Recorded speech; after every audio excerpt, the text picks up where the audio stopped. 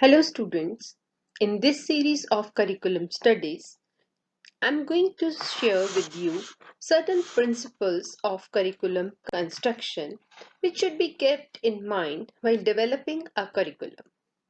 So here are certain very popular principles. I'm not discussing all, but I'm discussing just the main principles which should be kept in mind while developing a curriculum or constructing a curriculum.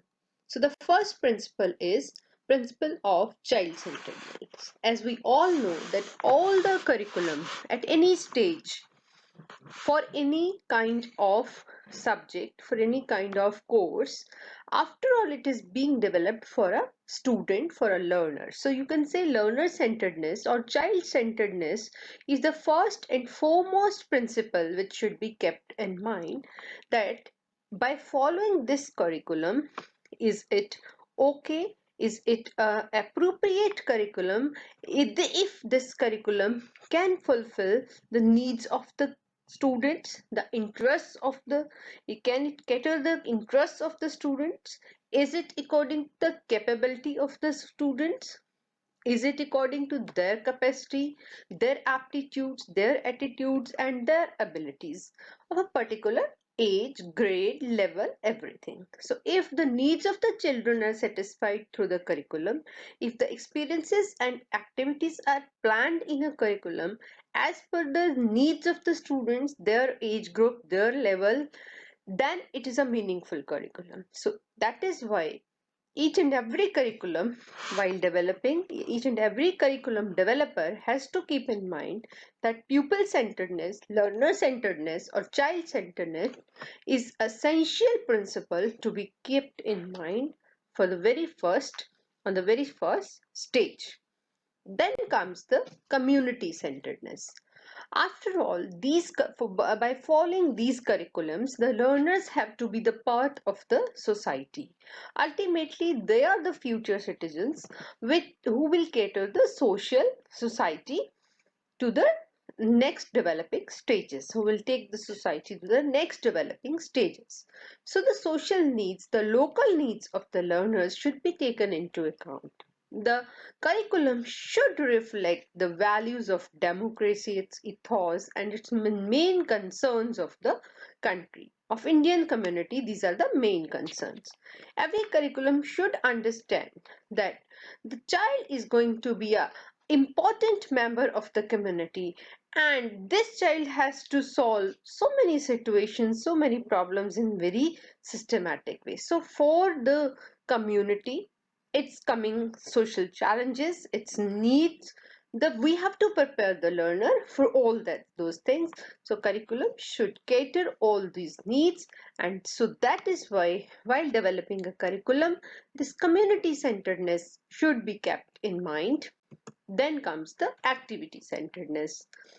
We want to develop the learners as per the social need, but that doesn't mean that curriculum should be dull, boring, very heavy for the students. No, it is through experience, fun, activities. We want to give certain experiences to the students so that they could learn it easily and as per the requirements. So children learn more with activities, and that is why maximum portions of the curriculums should be activity centered. It should be a collection of rich experiences, practical activities which can help the students to implement all the learned knowledge in their actual life. Then comes the principle of integration. We know that curriculum, we have already talked that curriculum should be full of activities, so that what could happen, this curriculum should integrate child's activities and needs of the 21st century on the other hand. So there should be integration. All the cognitive, affective, psychomotor. Cognitive means the intellectual, affective means definitely the emotional part, the feelings part, and psychomotor means the physical domain. Every domain should be there, and these domains should be integrated into one whole. So the curriculum should be a holistic kind of curriculum which can integrate the experiences of cognitive, affective, and psychomotor domains of knowledge into one unit. Then comes the forward-looking principle. We know there are certain goals which have to be achieved, but definitely students have certain capabilities.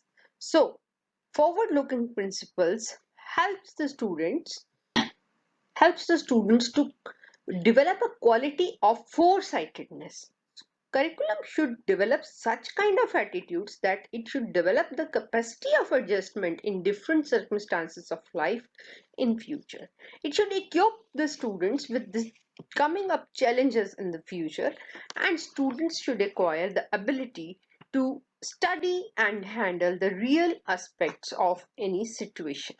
So this kind of forward-looking things should be covered in a curriculum. In a good curriculum, while developing a curriculum, this principle has to be kept in mind. Then comes the principle of conservation. So this principle says that curriculum should cultivate a sense of respect for our own culture and traditions. So the child should know his past, his culture, his traditions, and he should also act as a preservator of these cultures and traditions.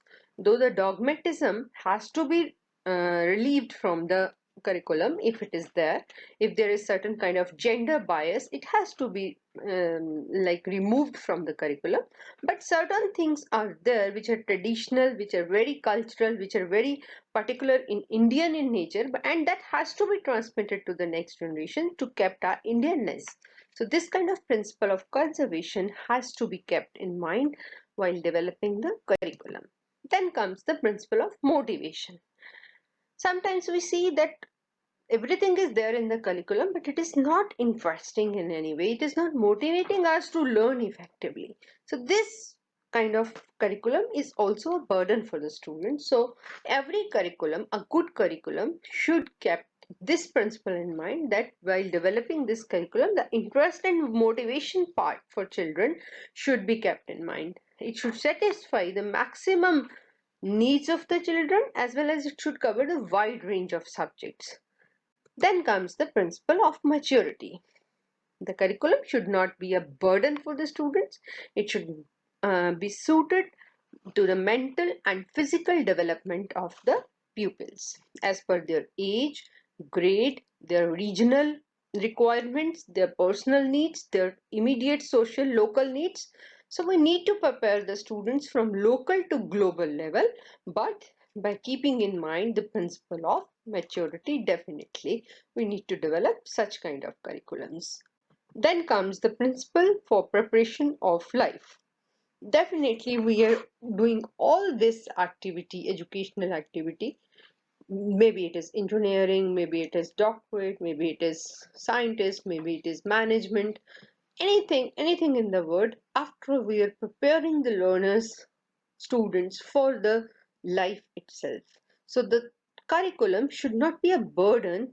The curriculum should not prepare the child like a robot. It should prepare the child for life, for future, for taking challenges as opportunities. Then comes the principle of flexibility. Yes, there is a definite structure of every curriculum. There is some rigidity, but as per the needs of the students and society, time to time the curriculum should change. Dynamism should also be there. That's called the flexibility. So different kind of skills, different kind of tastes, broad basedness, variety has to be there to bring flexibility in curriculum. So this principle has to be kept in mind by developing a good curriculum. Then comes the principle of comprehensiveness. We know there is a vast fund of knowledge all around the world. There are variety of subjects to satisfy the needs of the pupils, needs of the different communities all around us. But beside this, the curriculum should be very comprehensive to cater the needs and for the all around total development of the child. Now comes the principle of balance. There should be proper balance between the direct and indirect experiences. We know direct experiences has to be there at primary levels. Many direct experiences we can include even in middle, secondary, higher secondary, even at college or university level too. But there should be a balance, only direct experiences and no theoretical experience, or vice versa, only theoretical experiences and no practical experiences. Both creates the imbalance. So there should be direct purposeful experiences, there should be direct as well as abstract feelings, attitudes. To develop all those things we need some indirect experiences also in the curriculum. So there should be balance of both these experiences in the curriculum. Then comes the principle of utility. Now, we have already talked about that it should prepare the students for social needs, vocational needs, cultural needs, personal development. It is all is actually the human needs. Basically, this is the principle of utility. When we combine all these things together, it becomes the utility part. So any curriculum we are teaching right now at any stage should be should satisfy the vocational, social, personal development needs of the students. Then only the principle of utility can be realized. Thank you. That's all for today. Hope you like this video. Thank you.